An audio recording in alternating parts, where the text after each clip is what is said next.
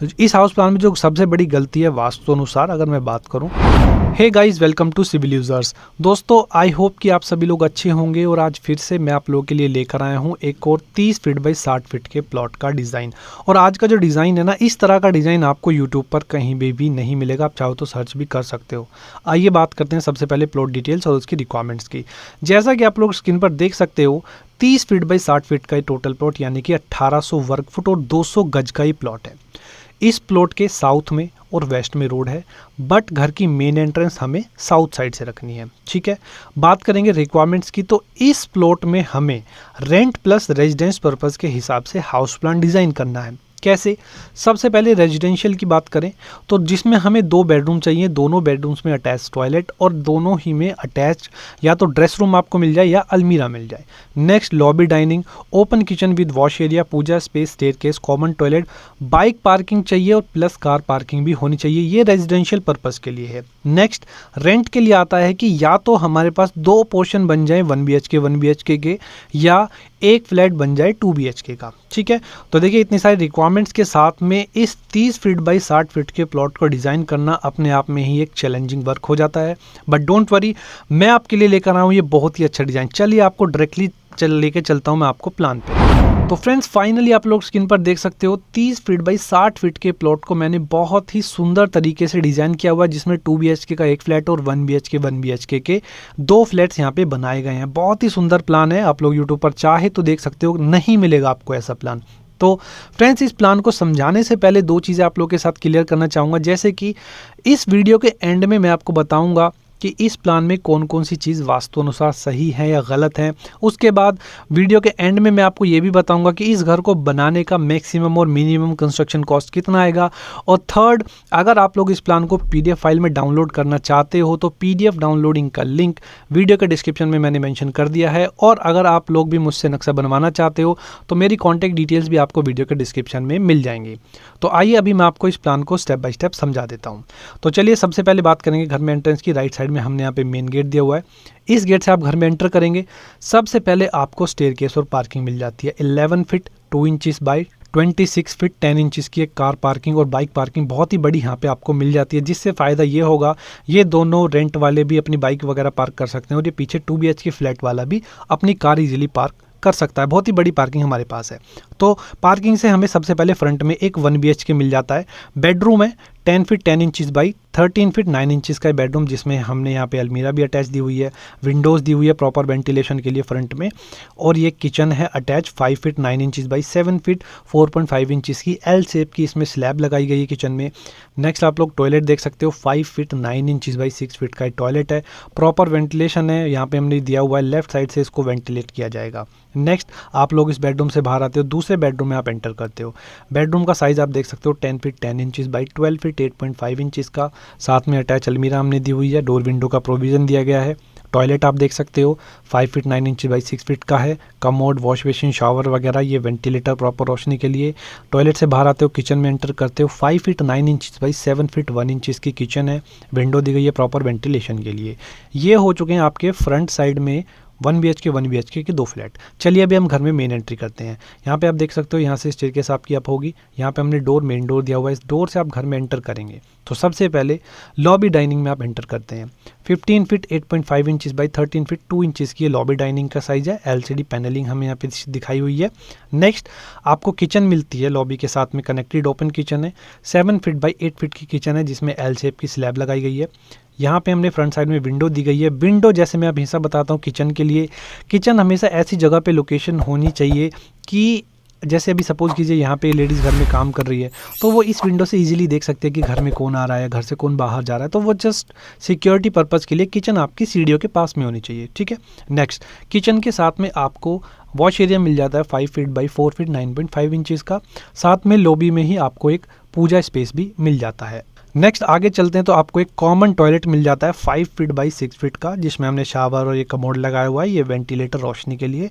Wash basin हमने बाहर रख दिया, डाइनिंग पर्पस के लिए भी काम होगी और ये टॉयलेट के लिए भी यूज़ की जाएगी। और वेस्ट साइड में रोड होने की वजह से हमने यहाँ से भी अपना एक और डोर दे दिया है ताकि आप 2 BHK वाले इजीली एक्सेस कर सकते हैं वेस्ट साइड से। नेक्स्ट चलेंगे, आप बेडरूम में एंटर करते हो। 14 फीट 1 इंच बाई 12 फीट का बहुत ही बड़ा बेडरूम का साइज है, जिसके साथ में आपको टॉयलेट और अटैच ड्रेस भी मिल जाता है जैसा रिक्वायरमेंट्स थी।